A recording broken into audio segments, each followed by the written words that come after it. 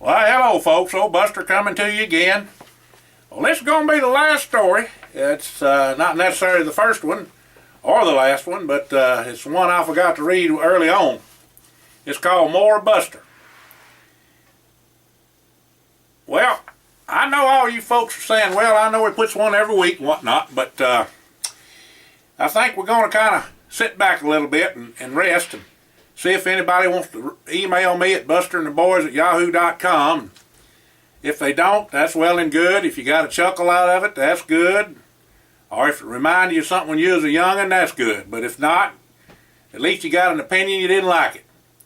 But this will be the last one. I think we've got somewhere like 68 or 69 of them. And there's plenty to listen to if you want to listen to them. More Buster. He done it. Now, Buster hitchhiked plumb to Crossville, Tennessee to see his real daddy. Went on up to Uncle Roscoe's house, and Aunt Mamie met him there at the door. Well, Russell was nowhere to be found, but reckoned he would be round directly. He always was. Well, heck fire. Buster didn't have no money, but just struck on out to see whereabouts he come from, and his people he'd never seen before. He had enough of hearing about him, so he caught a ride in an 18-wheeler all the way to Nashville. And that old boy took him right on into town to the bus station and took out a red light to boot. And Buster caught the bus on into Crossville. Well, early in the morning when he knocked on Uncle Roscoe's door, he said to get on in there and had Mamie fix up a whale of a breakfast. Now that boy was hungry. He could eat. Had a holler leg. Saw all of the young'uns too, his and first cousins. Well, they turned out to be a pickle too, and him and Cecil, that's old Ish, are so much alike, it's plumb pitiful, even though he's 13 years younger than old Buster. Well, after finally beating his and Daddy, he lit out to Kentucky to where his and great aunts May and Gertrude lived. Well, Aunt May was in Beattyville, and Aunt Gertrude and her husband, Uncle Melvin, was there in Paris. He growed tobacco, you know. He stayed there for a spell, and his and Grandpa and Grandma Orlichek come up too. They stayed the night and went on a visiting after that. But the story, and no truer one ever told, happened that night. Now I'm telling you folks, this is for truth. I was there. Well, they all got ready for bed, and Uncle Melvin put Buster upstairs in the spare room and give his and Grandpa Gus and Grandma Clara the bedroom downstairs. Well, when they went upstairs to get Buster settled in, he noticed the light was a bare bulb hanging from an old-timey wire. 2-wire, you know. No cover or nothing. Just a switch on the wall or a pull switch. In this case, it was just a pull switch. The door was open, and when they was a-leaving, they couldn't shut that door. Now, the floorboards was so warped that the door couldn't open or close because the boards bowed up into a V about 2 inches or so high, and the door couldn't go over it. Well, it didn't make no never mind to him, though. He really didn't want the door closed nohow. Well, heat rises, you know, and it was a trifle warm up there. Well, long up into the early morning, he'd say around 3 o'clock, Buster got woke up with a heck of a racket. That dang light was a flashing on and off, and that darn cotton-picking door was a swinging back and forth to beat the band. And on top of that, the shutters was a flapping, and then it really kicked up a ruckus. The old fireplace was bricked up and not used no more, so there tweren't an area opening in that fireplace at all. Some kind of spook come a-rushing down that there chimney and out that fireplace with the shutters a-banging and wind a-blowing and a light a-flashing and a door a-swinging. And boy, howdy did Buster ever light a shut.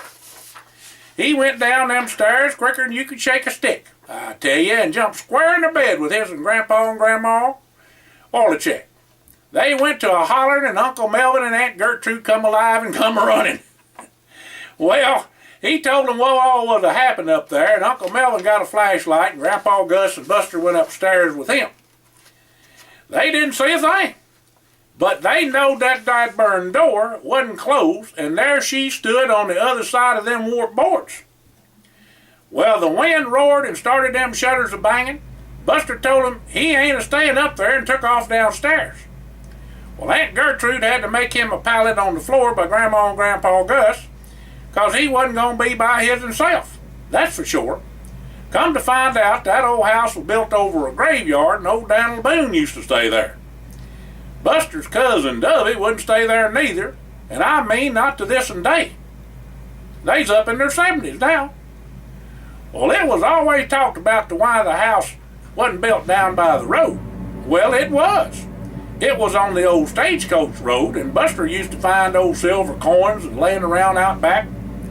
Well, Uncle Melvin raised tobacco, like I say, and they went on into Lexington and sold his and crop at the auction house. Buster never seen no tobacco raised nor sold and got plumb into the spirit of calling with the auctioneer. Figured he could do so good as that feller could. It was fun for a while till he got the auctioneer all bumfuzzled. Buster was a-selling the fool out of that there tobacco crop. Well, went on back to the farm and popped a few gophers out there in the pasture with Uncle Melvin's 223.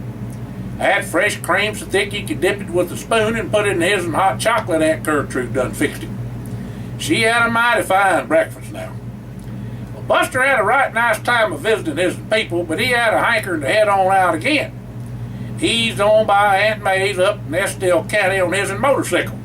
He had him a 700 Honda.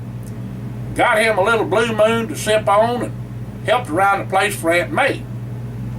Now there was the First Christian Church on the property and Horn Cemetery too, where all their people was buried at. Well, Aunt May had him go to services with her just across the road. It was a real nice sermon too by that old circuit riding preacher. He rode a good mule also. He wasn't as hard-headed as you think he was.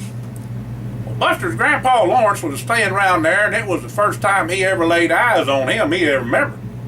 But he used to take care of him down in Arkansas when he was a toddler. He was a bear of a man, just strong as an ox. His brothers, Uncle Jake and Uncle Bill, come up on the next Sunday and said they was going to baptize Grandpa Lawrence.